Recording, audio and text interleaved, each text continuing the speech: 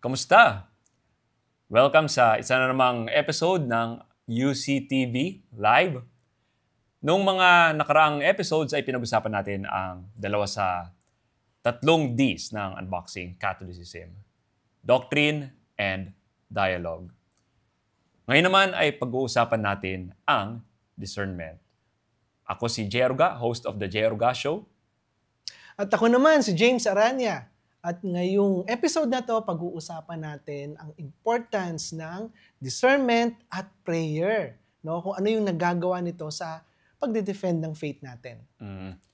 Dahil living a life of prayer and discernment, mahalaga ito sa pagiging apologist.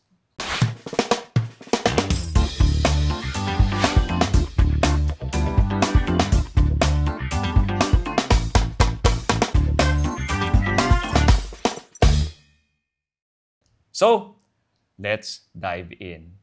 Una, bakit ba kailangan nating magdasal? Why is it important? Ano kinalaman ng prayer sa pagde-defend ng faith?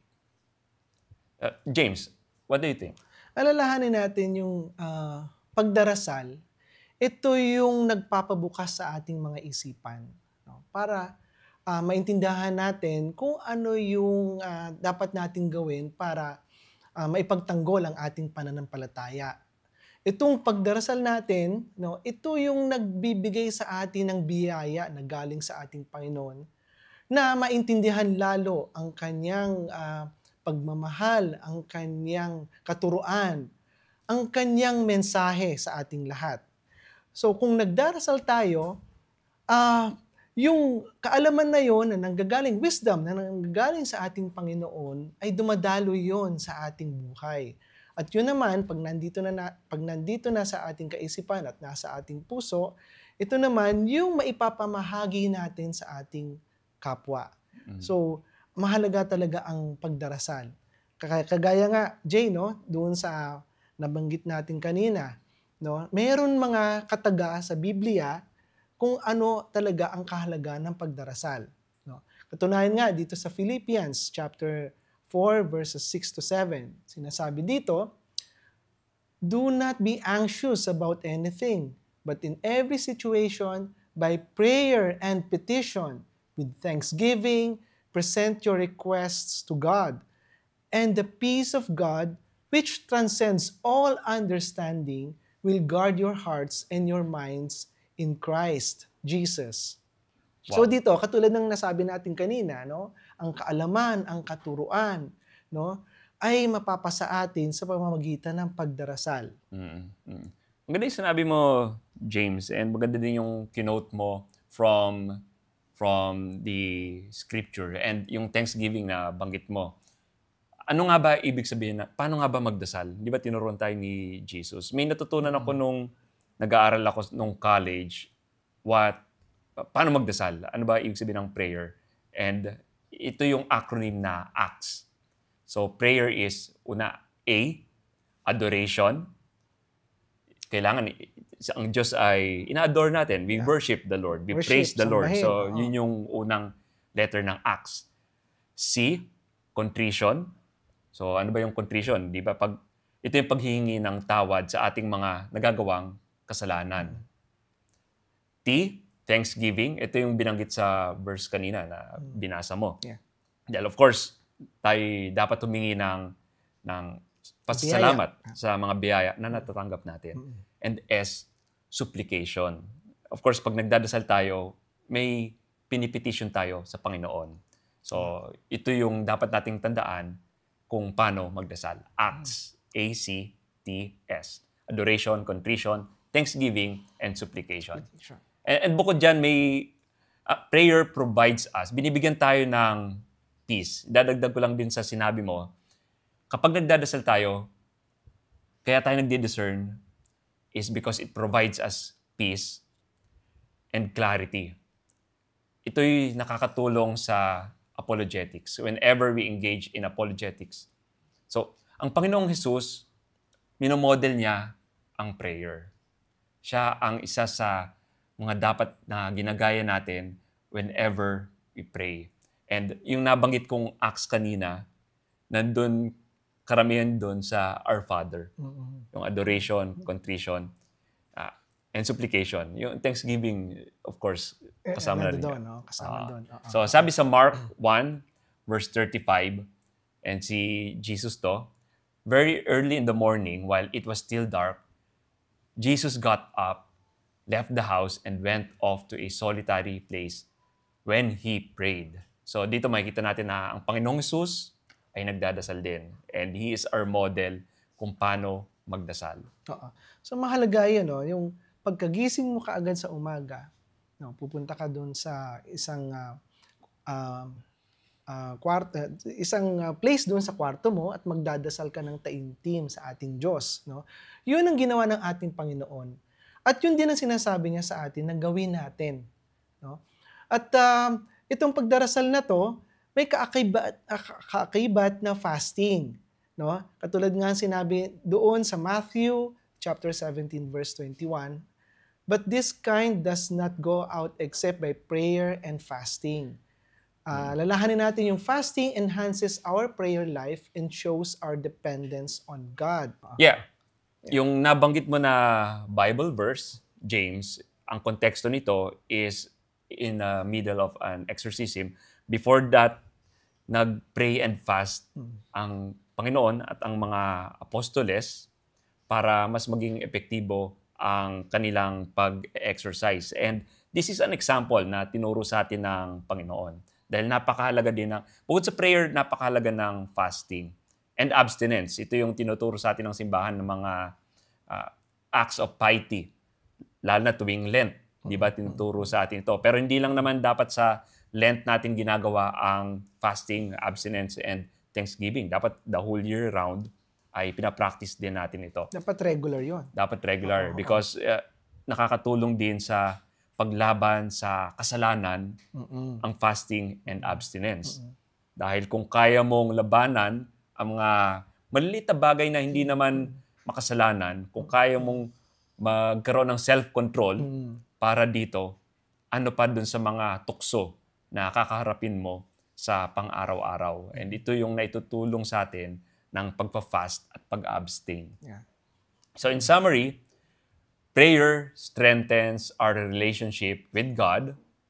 It provides guidance and empowers our apologetic efforts. It is essential for anyone defending the faith. Yan, mahalaga, no? Mahalaga talaga ang panalangin sa pagdi-discern, no, sa pangunawa ng mga katuruan, no, ng ating banal na simbahan para maipaliwanag natin ng mabisa ang ating pananampalataya, no? So discernment helps us understand God's will in our lives and align our actions with His plan. No? Paano ba tayo mag-discern? Paano ba nakipag-usap sa atin ang Diyos? Lagi bang parang dumadagundong na boses ang pakipag-usap niya, James? Paano ba sa iyo? Merong panahon na talagang dumadagundong. May mga panahon din naman na whisper lang siya. Binubulong lang sa ating Panginoon. No? Sabi nga, pakikiramdaman mo lang talaga kung ano talaga ang sinasabi sa iyo ng Panginoon. No? Sa pagmamagitan ng taimtim na pananalangin, doon mo siya maririnig. Doon mo siya mararamdaman. At doon ka magkakaroon ng wisdom. No? Na siya talaga yung nagsasalita at siya talaga yung nagsasabi sa iyo ng tama. And minsan kapag nagdadasal po tayo, minsan nasanay tayo na pag nagdadasal, tayo ang laging salita ng salita, di ba? Pero hindi natin binibigyan ng pagkakataon na makinig lang sa Panginoon. Sa isang katahimikan, di ba? And dito tayo minsan kinakausap ng Panginoon sa ideya, minsan sa pamamagitan ng ideya. Yung nabanggit mo nga, minsan parang whisper, hindi naman dumadagundong na boses na, James, ito ang gawin mo, di ba? Pero minsan, nagsasalita ang Panginoon sa pamamagitan ng idea. Sabi sa Romans 12, verse 2, do not conform to the pattern of this world, but be transformed by the renewing of your mind. Then you will be able to test and approve what God's will is. His good, pleasing, and perfect will. So ito yung pinag-uusapan natin kanina dahil Mm. sabi natin, isang idea, maring ito ang way ng Panginoon kung anong sagot niya sa iyong prayer. Paano mo malalaman kung ang Panginoon pala ang nagsabi ng idea na ito? O baka mamaya yung kalaban ang nagsabi ng idea na ito. And ito yung sinasabi dun sa verse na binasa natin kanina. We need to test and kailangan i-conform natin ang mind natin, ang puso natin sa Panginoon, sa banal na kasulatan. Then from there, matetest natin kung ito ba talaga ang will ng Panginoon para sa atin. Kaya nga, di ba sinabi natin kanina na the first thing na mag-start tayo ng prayer, dapat mag-exercise muna tayo. No? Tanggalin muna natin yung mga bumabagabag sa atin. Tanggalin muna natin yung mga masasama. Una, hingi, yun nga, yung acts, di ba? Purihin natin ang Panginoon, humingi tayo ng tawad, magpasalamat tayo, at humingi tayo ng blessings, ng grasya na nanggagaling sa ating Panginoon. Kasi dito, madidiscern natin kung ano talaga ang gustong sabihin ng Panginoon sa atin. Kaya nga doon, to discern your disposition in defending the faith, start with a prayer, seek wisdom from the scriptures, and listen to the Holy Spirit. Bakit? Kasi ito yung essential, no, para mabuksan ang guidance ni Lord, no, ang guidance ng Diyos. And dapat tayo dapat tayo willing to adjust our approach as needed. So pag narinig na natin ang boses ng Panginoon, dapat sundin natin. Dapat mag-adjust tayo. Dapat talagang umayon tayo doon sa sinasabi ng Panginoon sa ating buhay. And minsan, sa aking experience, nalalaman ko na galing sa Panginoon, galing sa Holy Spirit, ang sagot sa aking katanungan.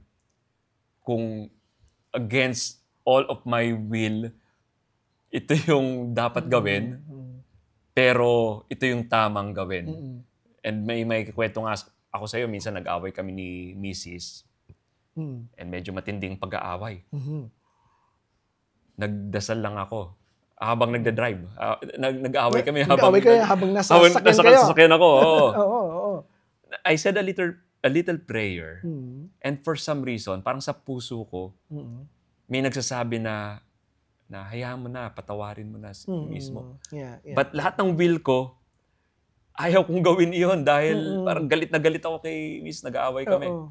Pero mukhang ito yung sinasabi sa akin ng Holy Spirit na gawin dahil ito yung tamang gawin. And from there, nagkabati kami ni Mrs. And naging magandang samahan namin. Kung hindi ko sinunod yung sinabi ng Holy Spirit na yon, nung time na yon, baka kung saan pa napunta yung relasyon namin, di ba? And I think doon din natin malalaman kung ang Panginoon ang sumagot ng ating prayer na kapag katapos mo ginawa ang idea na ito, ay you're at peace. Yeah. And maganda yung naging resulta. So, in addition nga pala, James, sa personal prayer, may dadagdag ko rin na ang practice of Lectio Divina or a prayerful reading of the Scripture is a powerful way to discern God's will. It's about listening to God's voice through His Word. And ito yung pinag-uusapan natin kanina na ang prayer, minsan hindi lang puro ikaw yung nagsasalita. Minsan makikinig ka rin sa Panginoon, di ba? And may mga iba't ibang paraan para gawin iyan. May tinatawag na contemplative prayer, sometimes yung meditation, at ito yung isang way, yung Lectio Divina, para mapakinggan natin kung paano nagsasalita ang Panginoon sa atin. So, ano ba yung mga steps sa Lectio Divina? Yeah, tama ka doon, Jay, no? Isa tong proseso, no, para maunawaan natin ang inihahayag ng Diyos para sa atin, no? Sa pamamagitan ng pagbabasa ng banal na kasulatan at gagamitin natin itong proseso na to ng Lectio Divina, makakatulong ito para maunawaan yung mensahe ng Diyos na sinasabi niya doon sa banal na kasulatan. No? Ang unang, siyempre, ang unang gagawin natin is basahin, no? Ang tinatawag nga ito is leksyo. Yeah. Basahin natin ang kasulatan, ang Biblia, ang scriptures, no? Nang slowly and talagang taimtim. Okay? Dahan-dahan natin inaabsorb yung kaalaman na yun. Dahan-dahan natin inuunawa, no? Sa pamagitan ng pagbabasa ng dahan-dahan, ng hindi mabilisan. Kasi pagka mabilis, hindi mo na maintindihan eh. So yun ang unang step ng leksyo. And normally, ginagawa ang Lectio Divina sa readings or sa gospel ng araw na yon. Yeah. Kung kailan mo ginagawa yung Lectio Divina. And siguro, ang may papayo ko lang, basahin nyo ng 3 beses yung scripture reading. And tignan nyo dun sa 3 beses na yun kung anong mga words or phrases yung pumukaw sa inyo. So, ang number 2 ng Lectio Divina, kung yung number 1 is Lectio, yung pag-reading. Yeah. Number 2 is to reflect. So, meditasyo. So, mag-meditate kayo dun nga sa word or phrase that resonate with you. Mula dun sa reading na binasa mo. Kung ano yung tumama sa'yo, di ba? Ano ba yung nakaantig sa puso mo? Nakaantig sa puso mo. Sa damdamin mo. So, after meditating the Word of God, no, dapat sumagot ka, di ba? Ito yung respond. No? Ito yung orasyo na tinatawag natin. Paano yung pagsagot mo? Ito yung mananalangin ka na. And have a conversation with God about the passage. Ano ba yung sinasabi ng passage sa'yo? At yun ang ipanapanalangin natin sa Panginoon. No? At yun sasabihin natin, Panginoon, ano ang gusto mong sabihin sa akin, Lord, dito sa nabasa kong scripture? No? So, kailangan yun. No? Kailangan na, hindi lang kasi one way yung panalangin natin. Kundi makinig tayo sa Diyos at tayo ngayon ang magsasalita. Yes, and after that, pwede tayo mag-rest or contemplate. Contemplatio ang tawag dito. Maupo ka lang quietly and hayaan mong ang mensahe ng Panginoon ay mag-sync sa inyong puso. And ito yung Lectio Divina. It can be summarized in 4 steps. Read, lectio, reflect, meditatio, respond, oratio, and rest, contemplatio. Alam niyo, mahalaga yung Lectio Divina sapagkat dito, pumapasok na yung discernment, no? Kaya nga kung magle-Lectio Divina tayo, nagpa-practice din tayo ng discernment. At alam natin na ang discernment helps us to stay aligned with God's will and then strengthens our ability to defend the faith effectively. No? Ngayon, pag-usapan naman natin bakit ang lahat ng Catholic defenders, mga Catholic apologists, kailangan ng mentor or a spiritual director. Mahalaga yun kasi lalong-lalo na pagka baguhan ka pa lang, no, sa pag-defend ng faith natin. No? Kailangan natin magkaroon ng mentor kasi syempre kailangan natin may magturo sa atin. No? Hindi naman nung kaagad-agad alam na natin ang dapat nating sabihin or alam na natin kung ano yung mga verses na dapat nating banggitin, no? Para i-defend yung faith natin. Alalahanin natin na bawat Katoliko, no, ay kailangan ng isang teacher, kailangan ng isang mag-guide sa kanya, no, both spiritual, no, at mental, no, pati siguro yung moral, no. At marami tayong madadagdag pa diyan, pero ang pinakamahalaga no, yung spiritual mentor natin, no. Kailangan 'yan, dapat maghanap tayo, no, kung sino yung pwedeng mag-mentor para sa atin. Tama. And nice kong batiin ang aking spiritual director, si Father JP Menchavez. So, shout out sa iyo. Yeah, kailangan natin ng spiritual director. Una, because it humbles us. Dahil knowing na hindi lang tayo yung nagde-decide sa mga steps na ginagawa natin sa buhay. May mga sinusunod tayong tao na nakakatulong sa atin spiritually. And number 2, kailangan din natin ng feedback. Di ba? Dahil kung tayo lang, medyo hindi natin nakikita yung opinion ng iba, maliligaw tayo ng landas. Kaya kailangan natin ng spiritual director para magabayan tayo dito sa apologetics. At mentor as well. Para makatanggap tayo ng mga feedback. Siguro kakwentuhan natin siya na ito yung ginawa natin, ito yung kung saan tayo nag-struggle, and dito tayo nahirapan, baka matulungan tayo ng ating mentor and spiritual director. Ika nga sa Proverbs 11 verse 14, sabi dito, where there is no guidance, a people falls. But in an abundance of counselors, there is safety. So having a mentor provides accountability and wisdom. Oo, yan. Oo. Mahalaga talaga yung mentor na yon kasi nga, yun nga, spiritual director helps you stay grounded in your faith and discern God's will for your life. No?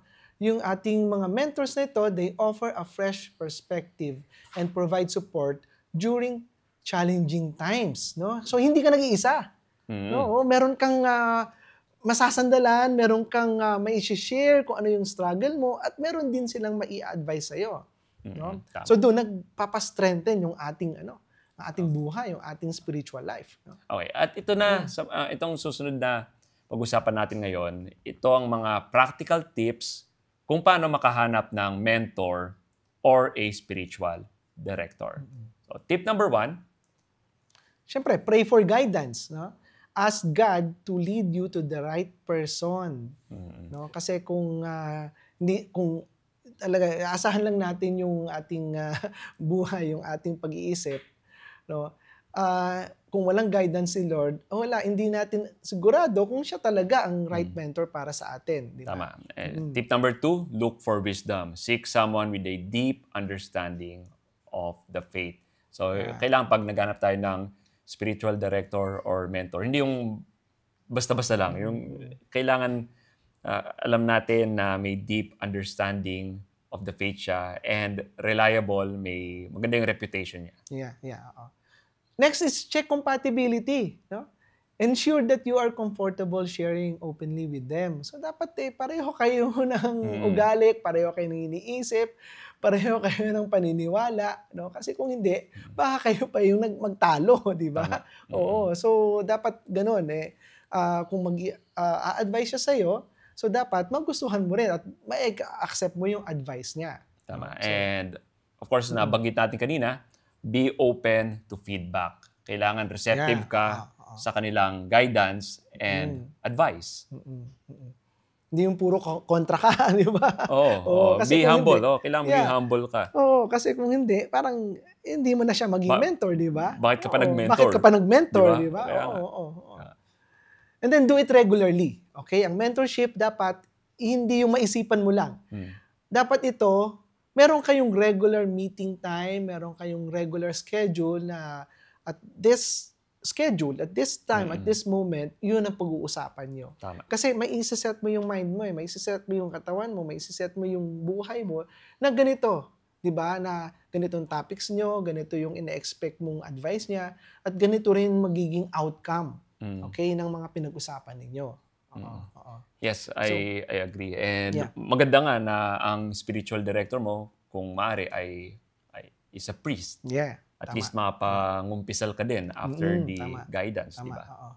Mahalaga yun kasi nga having a mentor or spiritual director is crucial for growth in faith and effectiveness in apologetics. Yan. All right. So, James, today we explored the importance of prayer, discernment, and having a mentor in defending the faith. Just remember, a disciplined spiritual life strengthens our ability to defend the faith. Okay.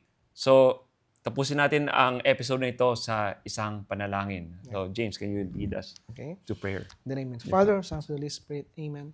Heavenly Father, grant us the wisdom to lead disciplined and prayerful lives. Help us to discern your will and live out our faith with courage and love. Amen. In the name of the Father, Son, and Holy Spirit. Amen. So, salamat sa panonood. Please click, share, subscribe, and the like button. Kung bago kayo dito sa UCTV, i-share nyo to sa inyong mga kaibigan, tag nyo yung mga friends nyo na tingin nyo kailangan itong message na ito. And yun, we'd like to thank our sponsors, Ferens, Coffee Bar, and ETVN. So, salamat po sa inyo. You made this broadcast possible. And hanggang sa muli, ako po si Jay Aruga of The Jay Aruga Show. Ako po si James Aranya, and together, Let's defend the faith clearly without being preachy.